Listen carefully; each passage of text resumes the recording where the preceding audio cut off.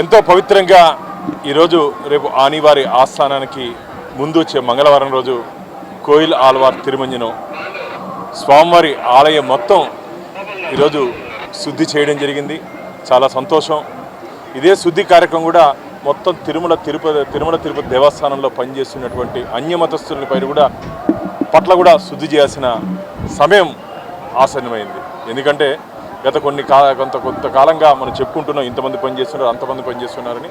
ఖచ్చితంగా వారందరినీ తొలగించే ప్రక్రియ ఇప్పుడు మొదలైంది.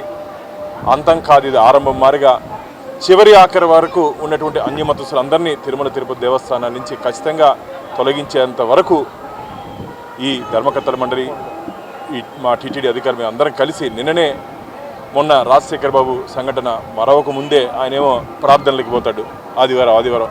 నిన్న ఒక అతను డిప్యూటీ ఎగ్జిక్యూటివ్ ఇంజనీరు, ఆయన పేరు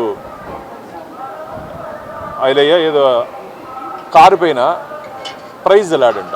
ఏందయ్యా, నువ్వు నీ దేవుడిని మొక్కోవాలనుకుంటే, నీ దేవుడి పైన కోసం తిరగాలనుకుంటుంటే తిరిగే, కానీ దేవస్థానాన్ని వదిలే.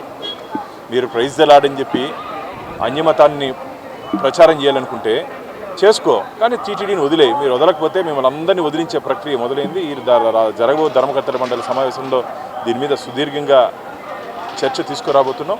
ఎందుకంటే ఇది ఆషామాషిగా వదిలాల్సిన అవసరం కాదు. నిన్న నాకున్నటువంటి ఇన్ఫర్మేషను, ఎవరైతే డిప్యూటీ ఎగ్జిక్యూటివ్ ఇంజనీర్ ఉన్నారో వారి ఇంట్లో తనిఖీ చేస్తే మన హిందూ దేవతా విగ్రహాలకు సంబంధించి ఒక్క చిహ్నం కూడా లేదు మిత్రులారా, ఒక్క ఫోటో కూడా లేదు, ఒక్క విగ్రహం కూడా లేదు. మొత్తం యేసు ప్రభువుకు సంబంధించినటువంటి సాహిత్యం, చిత్రపటాలు ఉన్నాయి.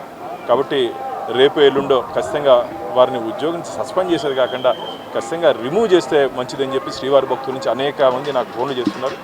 రాబో ధర్మకర్తల మండలి సమావేశంలో ఖచ్చితంగా దాని మీద గట్టి నిర్ణయం తీసుకుంటాం. నేను మళ్ళీ చెప్తున్నా, దయచేసి మీకు యేసు కావాలా, వెంకటేశ్వర స్వామి కావాలా, నిర్ణయం తీసుకోండి. మళ్ళా ఒక ఆఫర్ కూడా ఇస్తున్నాం. తిరిగి హిందూ మతంలోకి వస్తే గర్వాపసి అంటాం. మళ్ళా హిందూ మతంలోకి వస్తే దాన్ని ఏదైనా కన్సిడర్ చేసి దానికి ధర్మకర్తల మండలిలో చర్చించి మేము హిందూ మతాన్ని స్వీకరిస్తున్నాం, హిందూ దేవుల్ని పూజిస్తామని చెప్పి మీరు ఏదైనా డిక్లరేషన్ ఇస్తే